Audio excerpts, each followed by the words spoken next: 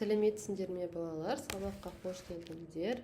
Дәл қазір сіздермен бірге 3-ші сыныптың English Language ағылшын тілі сабағын оқитын боламыз.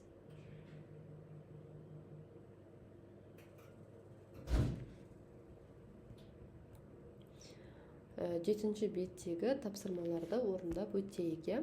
Greetings and names. Сәлемдесу және есімдер дейді. Бірінші тапсырма.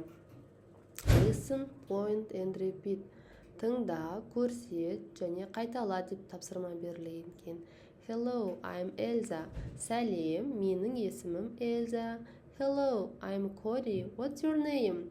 Сәлем, мен Кодимін. Сенің есімің кім? Hello, I'm Carlos. This is Chico. Сәлем, мен Карлоспын, ал бұл Чико. Hi, my name is Tara. Сәлем, менің есімім Тара дейді. Онда бізде сәлемдесумен адамдар өздерінің есімдерін айтты. What is your name? Сенің есімің кім? My name is Tara. Менің есімім Тара.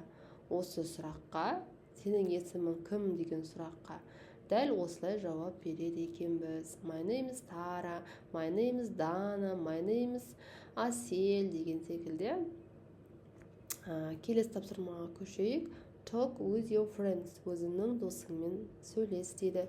Hello, I'm Ulan. Сәлем, мен Ұланмын. What's your name? Сенің есімің кім? деп сұрап тұр. Hi, my name is Gulnara. Сәлем, менің есімім Гүлнара. This is Нұрлыбек. Ал бұл Нұрлыбек дейді. Енді сен де солай өзінің сыныптасынан сұра деп тапсырма беріліпті. I'm Dana. What's your name? My name is Ulan. This is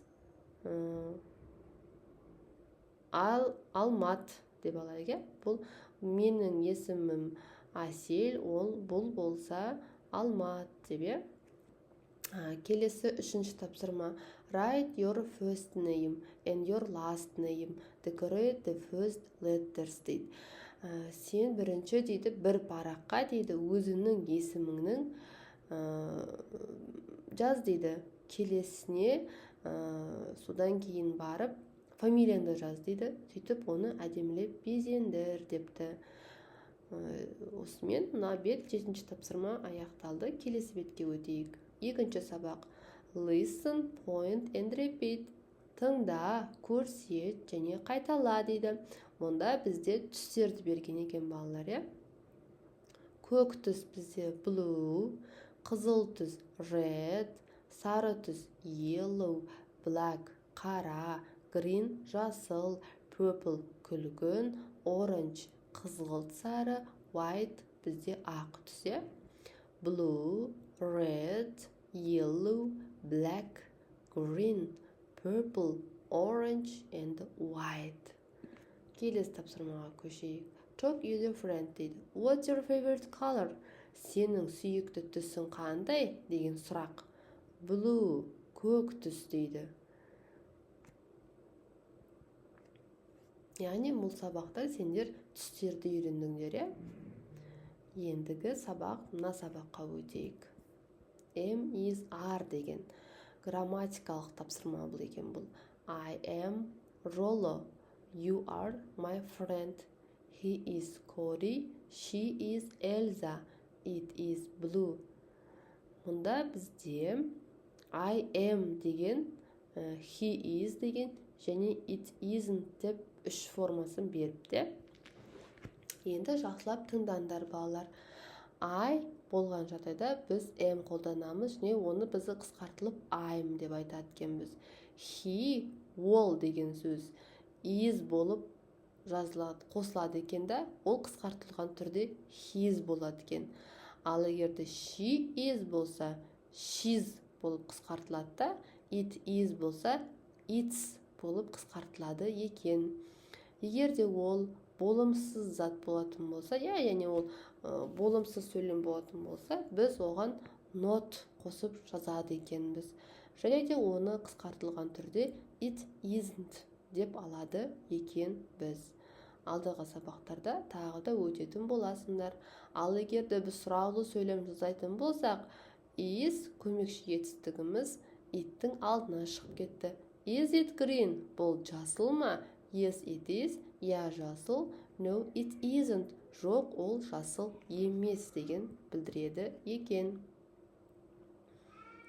Келесі circle дейді, белгіле дейді. Яғни дұрыс жауапты белгілеуіміз қажет. Мына жауаптарға қарай отырып, It is red. Бұл қызыл. Дұрыс, is қолданылады. I am Сұлтан. Мен сұлтанмын. Am қолданамыз. You are my friend. You are my friend. Сен менің досымсың. Are қолданыламыз. He's very funny. Ол өте көңілді. Is болады. She is not here. Ол мұнда емес. She is болады. My name is Маржан. Менің есімім Маржан. Is қолданамыз, Келесі complete then choose дейді. Аяқта сөйтіп таңда дейді. Is it yellow? Бұл сары ма? Yes, it is. Сары. Нұсқасын белгілейміз. Екінші сұрақ. Is he Cody? Бұл Cody ме? Бұл Cody ме, балалар? Жоқ, ол Карлос екен. No, he isn't. B болады. Үште. Is she Elsa? Бұл Эльза ма? Эльза ма екен? Кім екен бұл? Дұрыс, Эльза екен. Демек оған yes, she is деп аламыз. Төртте. Is it green? Бұл жасыл ма деп сұрақ қойылып тұр. No, it isn't. Жоқ, ол жасыл емес. Келесі тапсырма. Read and complete. Оқы және аяқта. Hello, I'm Нұрлыбек. And this is, is болады, Сәуле. She is my friend. What is your name? What is name of your friend? Сенің досыңның есімі кім деп сұрап тұр, Мұнда бізде барлық жағдайда is деген осы бір көмекші етістікті қолданады екен біз. Осымен балалар сабақ аяқталды. Келесі сабақта кездескенше сау болыңдар. Мына сабақты біз келесі сабақтарда өтетін боламыз. Менің сабақтарымды үзбей толығымен қарап шығыңдар, тек содан кейін ғана тапсырма орындаңдар.